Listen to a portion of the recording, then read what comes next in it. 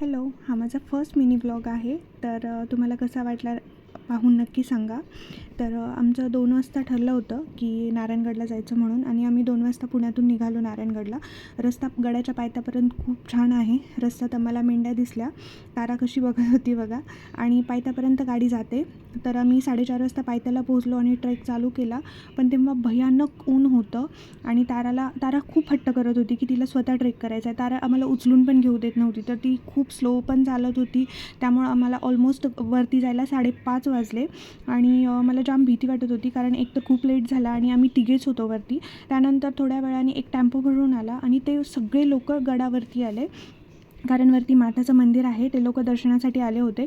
ते लोक येऊन दर्शन घेऊन खाली गेले, पण तरी पण आम्ही वरतीच होतो. तारा सगळं एक्सप्लोअर करत होती. खूप छोट्या छोट्या गोष्टी ती पाहत होती, विचारत होती. आणि मग सनसेट बघायला नंतर हळूहळू खूप गर्दी झाली वरती.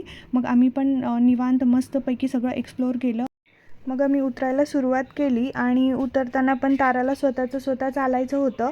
मग तिने शूज घातले नव्हते. इथं राजनी कसंबसं तिला उचलून घेतलं आणि उतरायला ती स्वतःच उतरत होती. त्यामुळं उतरताना पण आम्हाला लेट झाला. त्यामुळं ट्रेक आमचा 7:15ला कंप्लीट झाला. मग तिथून आम्ही नारायणगावला गेलो. तिथं मसाला दूध आणि भेळ घेतली आणि मग तिथून पुण्याला निघालो. तर आम्हाला 9:45 वाजले घरी पोचायला.